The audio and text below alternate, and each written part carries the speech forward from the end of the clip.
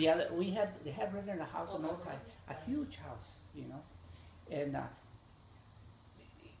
it was supposed to be for just one person or one family, but we all, you know, crammed into that house. We had like 3 or 4 families in there. The house was huge. It was a 2-story, and we everybody used the room as a house for themselves. You know. And we had a room there, which was my father, my mother, and my, you know, the kids, which was 4 of us. You know. But the main, the house was rented, and that was like our base, you know, and we would go up there and come back and things like that, you know. And so when you say we, like, who's we? Okay. We, well, I always say we because, you know, I don't like to use the word Hispanics or Latinos because we're Mexican.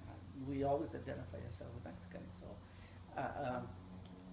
we include everybody, like all my aunts and uncles, you know, and my grandparents, which was, there were 9 of them of my father's family, you know. And I think my father was the only one that was married at that time, you know. So when I say we, because we lived with them, we lived with my grandfather and my grandmother, and their brothers and sisters, my father's brothers and sisters. So that's when I say we. So when we travel with them, going up and down. You know, they were always together. You know, my father and their brothers and sisters, which was your grandfather too. You know, was coming along. Yeah. So then, like, how old are you? Right now I'm 71. I'm going to be 71 in July. And then, like, I guess, for how long and, like, what years, I guess, let me back up. What were the occupations of your parents? All the time? Like, I guess from the beginning? When you were, from the beginning to, they were farmers at the beginning. Like in Mexico? Or, do you know what in Mexico too. They were farmers. And when they came to the United States, my grandfather came to the United States, he was like a sharecropper. I don't know if you know what the sharecroppers are, but that's what he was, or what they worked. They found a home with, or a man decided to rent his land out. He didn't rent it out, you know. He let you. What they did was they lived on that property there, and they farmed. And at the end of the year, they would sell the crops, or the boss would sell the crops to the owner, and then he would pay them. But during the whole year, when they were working, they didn't receive no kind of money until the crops were sold. You know. So I used to remember my aunt. I don't know if you remember her, Maria, we used to call her Mom. Yeah. She used to say that they would go through the whole year without no money, with nothing, you know, until that time, and then they would have to pay their bills, which they would go to the store and buy, you know, their supplies, coffee, flour, stuff like that, on credit, and then when they got paid, they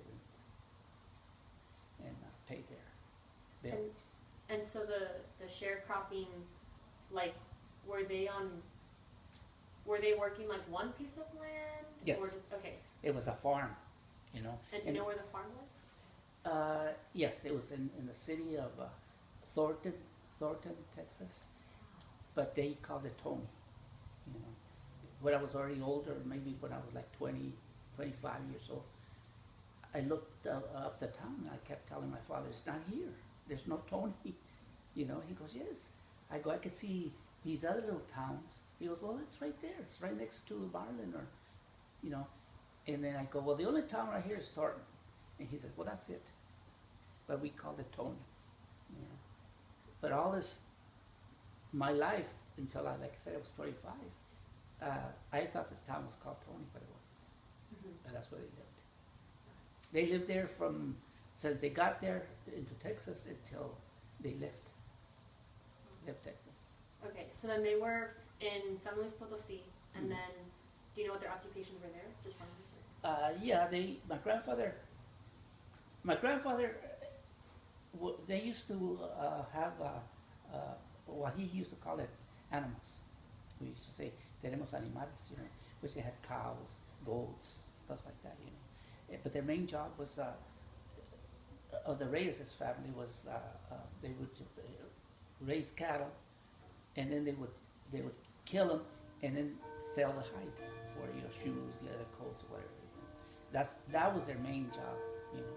And on the side, you know, they would have little patches of land where they would grow chili, tomatoes, you know, stuff like that. And do you know like what part of San Luis Potosí, or if there's like a name of a Okay, community? my grandfather and all his family, you could probably trace it back to the Indian days, you know, before the Spanish came. The town was called San Jose de Cervantes.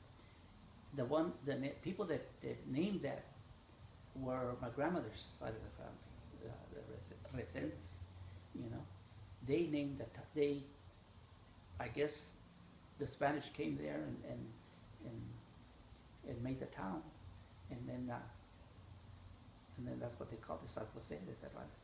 The man, my father says my grandfather says the man who founded the town was called Jose, and his last name was Cervantes. So that's why they named it San Jose de Cervantes. But that's the town. The Reyes originally, and the Resendes, which is my grandmother's side of the family, were from, you know.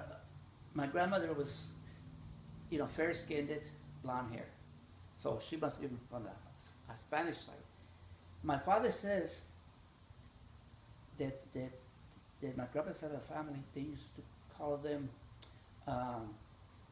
los alemanes, you know.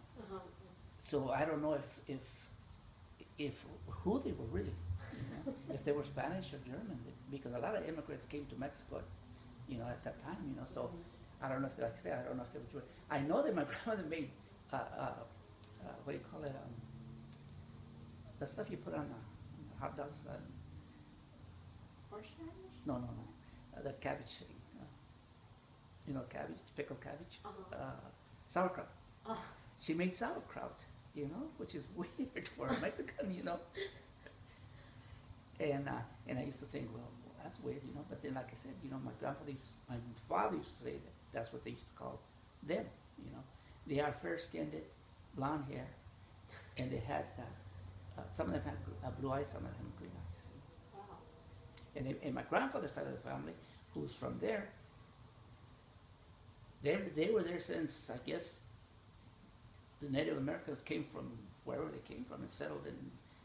I asked my grandfather because he was born in San Jose de Cervantes, you know, and I asked him, was your father born there? He goes, yeah.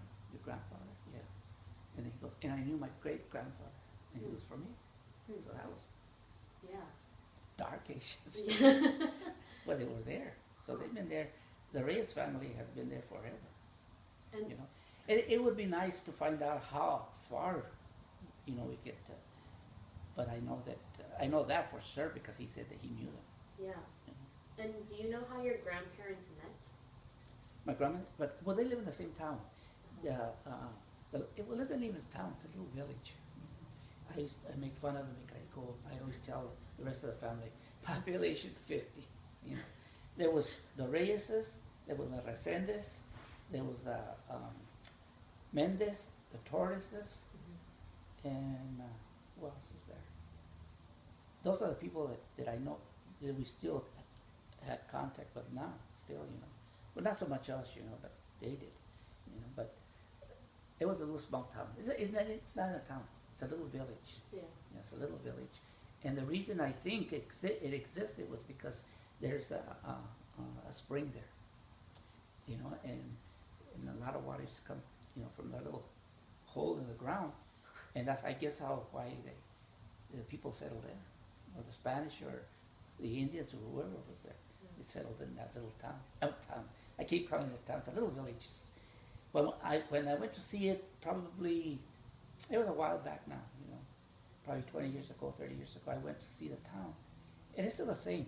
There's just maybe 20 little houses around there, and that's it. Nothing else. There's nothing else there. And it's in the mountains. Oh. It's in the mountains.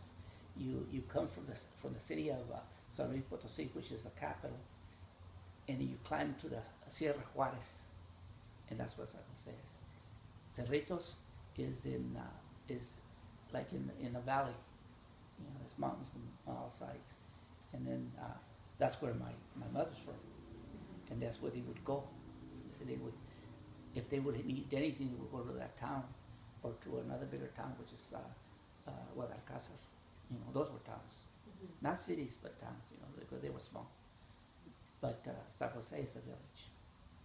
Okay, so then do you know why your family decided to leave San Luis Potosí, Mexico? Okay, my grandmother, I talked to my grandmother, and she said that one day, my grandmother, se alborotaron todos, you know, which were the young guys, you know, like my grandfather. My grandfather must have been like 14 or 15 years old, you know, and all his rest of his brothers and friends. One day they say, let's go to the United States. They walked from the state of San Luis Potosí or San Jose all the way to Texas. Walked, and at that time, Mexico was still very wild. You know, there was wild animals, there was bears, cougars, and all that stuff. You know, and so they walked all the way over there. You know. Do you know about what year that was? It had to be either the 1900 or 1905, 1906, around there. Or maybe even earlier, you know, because when the family all came to the United States, it was, they came in 1912. So my grandfather had come before that to work, and they came to work, and my grandfather, all those people came to look for jobs, like it was in the country, you know, where people needed help to bring the crops in or plant or whatever, you know. My grandfather for a while worked on the railroad, you know. In the U.S.? In the U.S. I guess the one they see now, they used to go to, well, it still does, it still runs, you can probably hear it, you know, it went to Arizona, New Mexico, and into Texas. When my grandfather had, and my grandfather would be sending money back to his house, to his father. His father's name was Luis. And then after a while, my great grandfather told my grandfather, you could come home now. You have enough money to buy land. And that he went home. So I don't know how long he was here in the United States, probably maybe a year or 2 years working, and acquired enough money, which is, I think, a lot of reasons why a lot of Mexicans come to the United States thinking they're going to go back. My parents did. My parents thought that they were going to come here, work, save enough money, go back to Mexico, and buy their own land. You know. But so that's what my grandfather did. He bought it. My great grandfather told him, come home now. You have enough money, and go and buy yourself some land, which he did. And that's what he did. He bought land. Bought land in Mexico? In Mexico. In the state of San Luis, or close to San Jose. His land was called, the place where he bought the land was called Chaco Blanco. And they still call it that, you know, you could hear in the news sometimes, you know.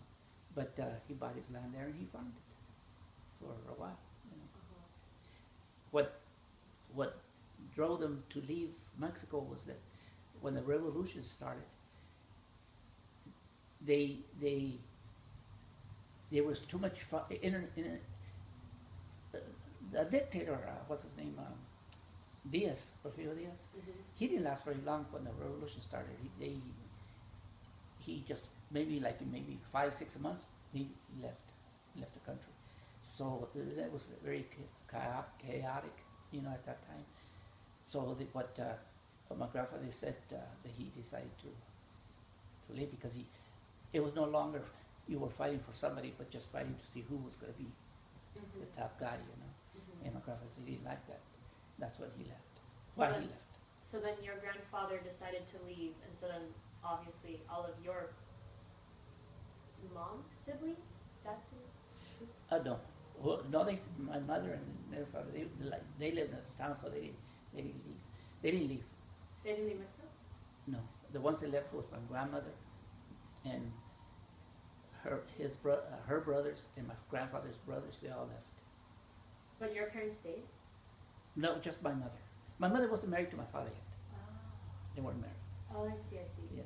My father, when they left Mexico, my grandfather left Mexico. My father was only maybe months old, Uh-huh. and he's one of the oldest. Mine is the oldest.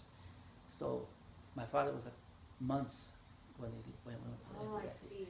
When they see. left to Texas, and that's when everybody else was born.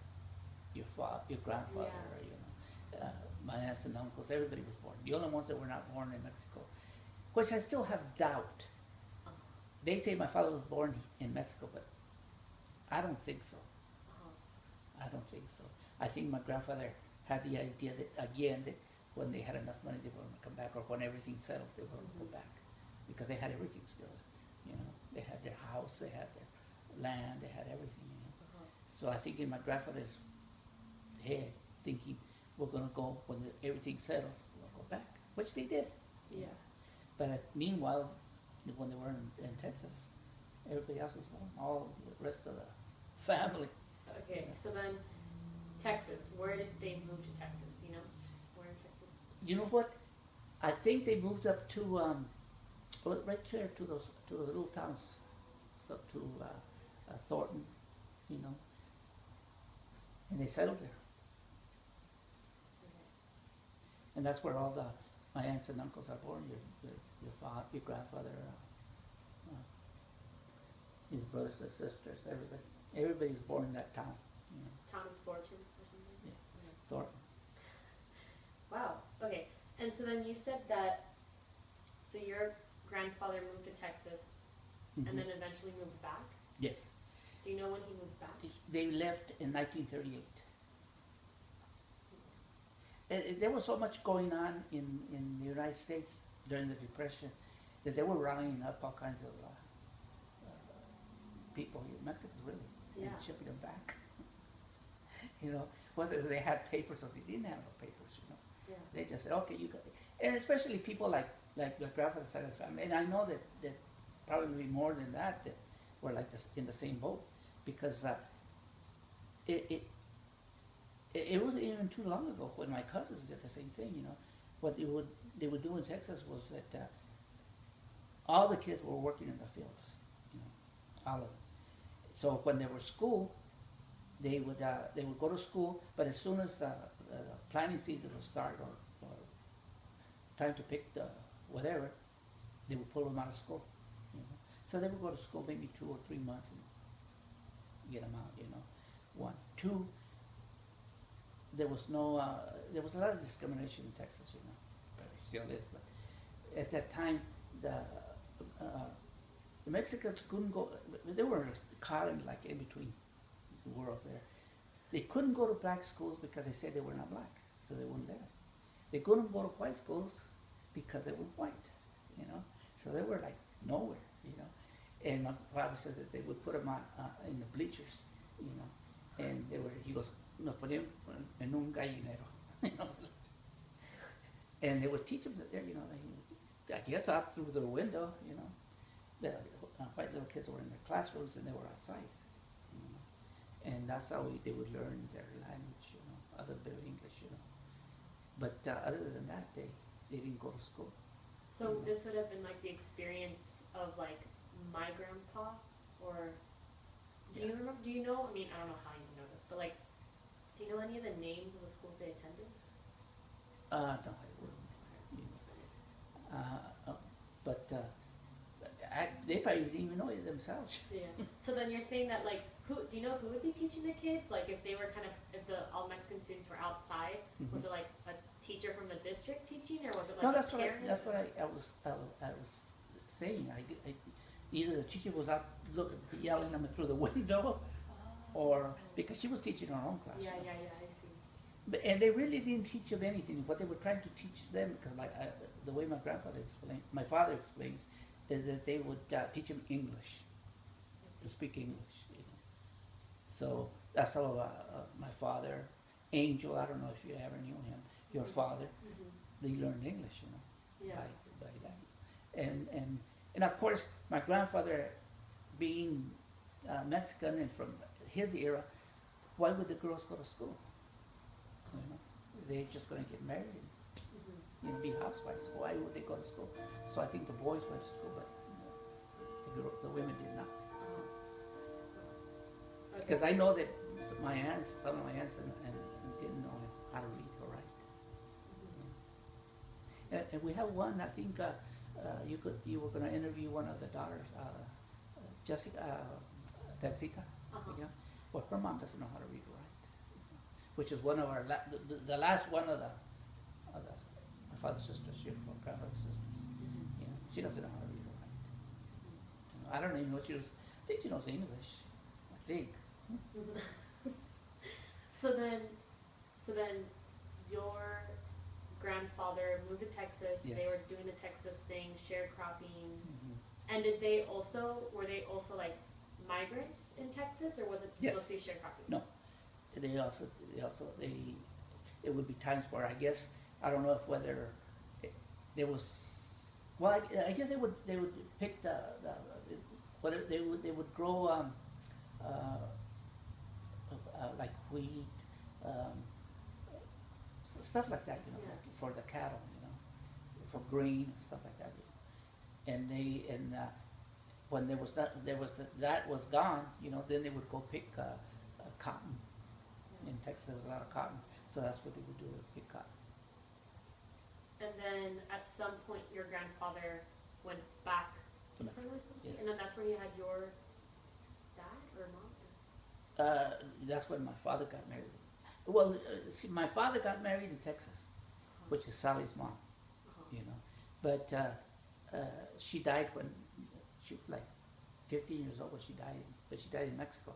And she only had one daughter, which was Sally, you know.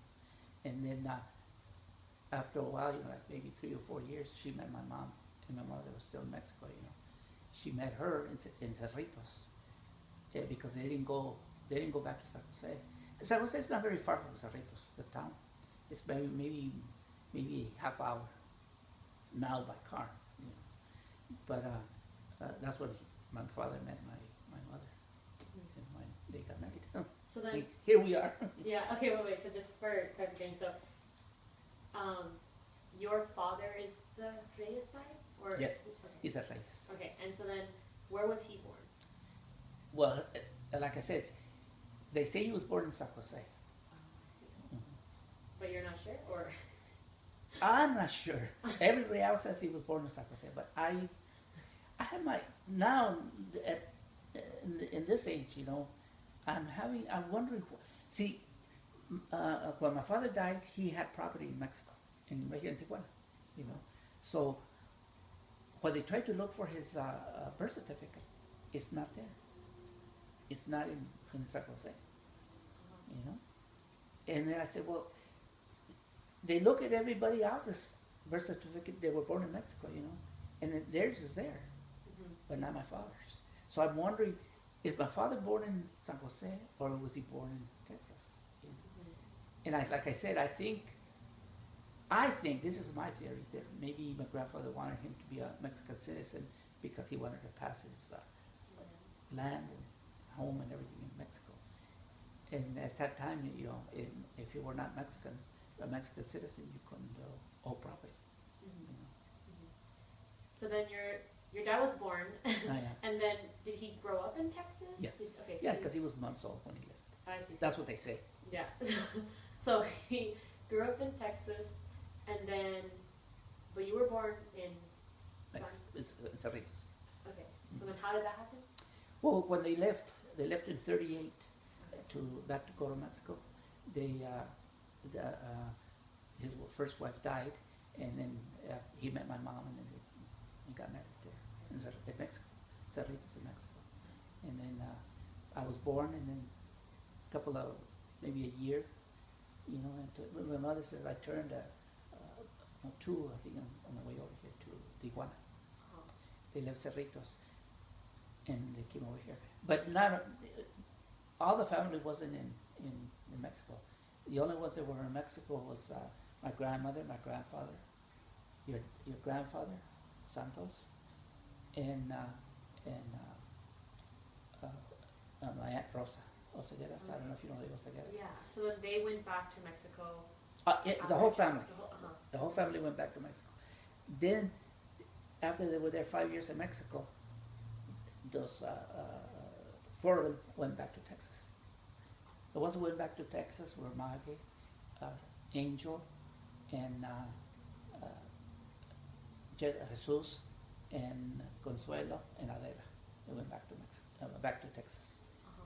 and the other half stayed in Mexico. Okay. And then how long were they in Mexico before they left again? They were the first ones, Yeah. 5 years. They went from 1938 to Mexico, to Cerritos, and then 5 years later, those people that I just mentioned went back to Texas to work. Uh-huh. You know. Okay, so they went back to Texas to work, and then they were kind of sharecropping, migrant in the sense they moved Mhm. to pick different crops. Mhm. And then, do you remember of them telling any, like, stories when they grew up of just, like, things they would do for fun, or even, like Entertainment. any, I don't know, like entertainment? Yeah. Do you know what they would do for Well, entertainment? yeah, well, that's I was talking to Sally about it. I go that for them in Texas, like I said, there was a discrimination, you know. So, you know, they could, if they went to the show, you know, they had shows over there in the town because they lived out in the, like, you know, where the farms were. Uh-huh. So when they would go to town, there was shows there. But again, you know, they were in limbo. They couldn't sit with the white people, but they would let them, you know. So, you know, that was on the first floor. You know how they used to have balconies? I don't know if they still do. I don't think they still do now, you know. Uh-huh. But they used to have balconies, and the black people used to be up there. So they would be like, they would come in and they say, okay, well, you can't sit here. So they would go up there and they said, well, you can't come here. This is for the black people. Mhm. So mostly they just stayed back in their farms. Yeah. So, but what they did do a lot was that probably almost every weekend, because they didn't have anything else. They didn't have radios, they didn't have TVs, they had nothing. You know? So for their entertainment, they used to have dances. You know, and again, like I said,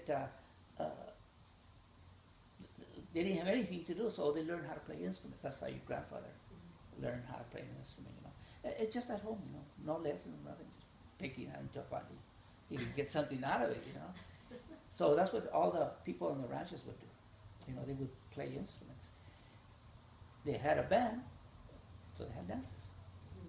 You know, and the weekends they had dances, and that was their entertainment. You know, the younger kids, my father used to say when they were younger, you know, like maybe little kids, they would play baseball. You know, Mhm. but the entertainment would be the dances. They would. My father says that my father and Angel and everybody, your dad would say they would have dances until, you know,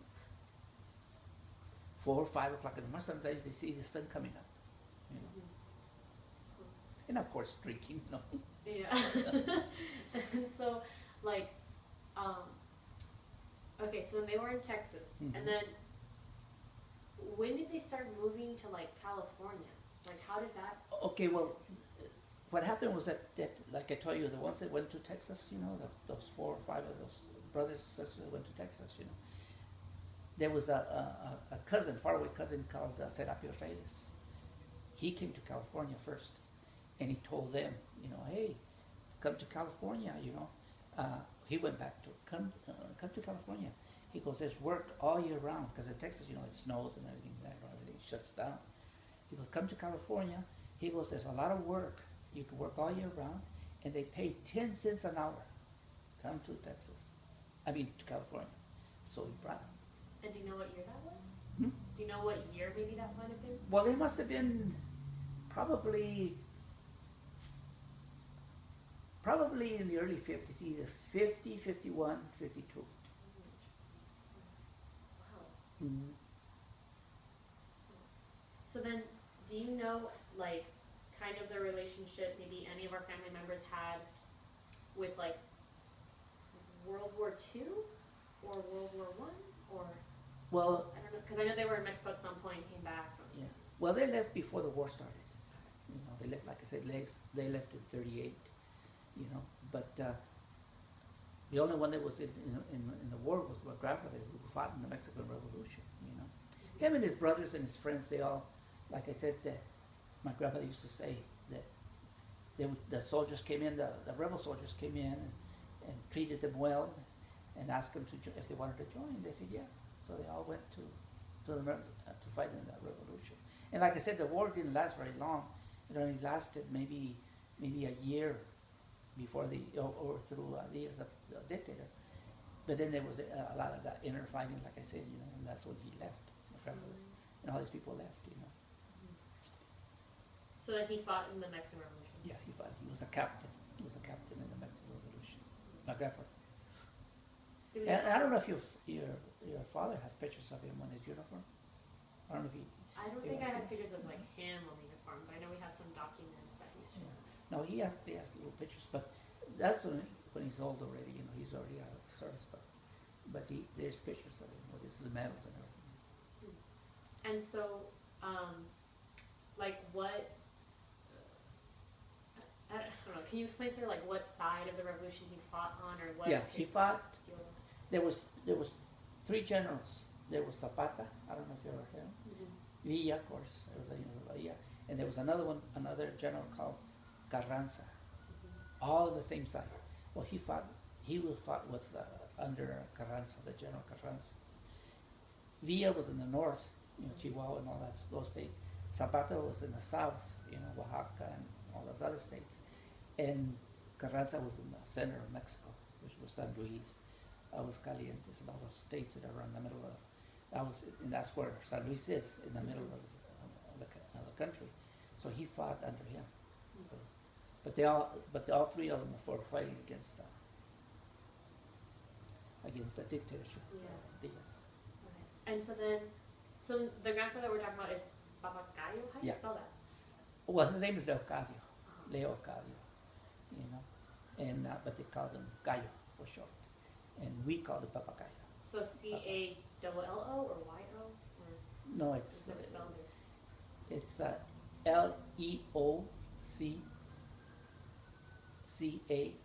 Leocadio. Yeah. Yeah. But then his nickname? Like Papacayo? Gallo. Cayo. Right. Okay. Got it. Okay. Cool. Okay. So then he fought in the revolution and went back to Texas, or back to like where? Yeah. Okay. And then back to Texas. Yes. And then. Okay. So then, like your parents' generation grew up in Texas and then decided to go to California because like the cousins kind of like, hey, California this, and then they must have moved from Texas to California in like the early 1950s? Yes. Okay. They came from Texas to here, to San Diego. Wow. And then is it just because a cousin was in San Diego? Like any reason why San Diego specifically? Was it because it was by TJ? Like. Yeah, because it was close to Mexico. Okay. And then there were still people or family members that either lived in TJ or had land there? Well, when the other ones came from, the other 5 of them, they came from Texas, came to San Diego, and they wrote to my grandfather and told him, come to Tijuana, so they could be together, Come to Tijuana. So my grandfather, my grandmother, my mother, my father, your grandfather, and Rosa all came to Tijuana. They were still in Mexico. They were still in Cerritos. They all came to Tijuana because they told them they were here in California. And for them just to be crossing the border back and forth, it was easier than going to Texas or wherever they were at. So that's why they came to. Okay. So then, like, my grandfather then, even though he was born in Texas, they came back in, like, the late 1930s. And so then from, like, basically 1940 to 1950, my grandfather was in Mexico? Yes. Whoa, yes. I had no idea. So then, okay, wait. So your wait, so then how old potentially was, like, my grandpa when he lived in Mexico? Well, they left in 38, and your grandfather was born, do you know when he was born? I don't remember either. Okay, I can figure that out. Yeah, wow. But they left in 38, so I don't know how, like I said, I don't know what year, but then they came over here, Wow, oh, you have to figure out, wow, it's so interesting. Okay. And there's the one that has a lot of pictures from Texas is, well, Sylvia has them now, But Sally, if when you go there, tell her to show you the pictures. They're living in Texas, you know, they have them all there.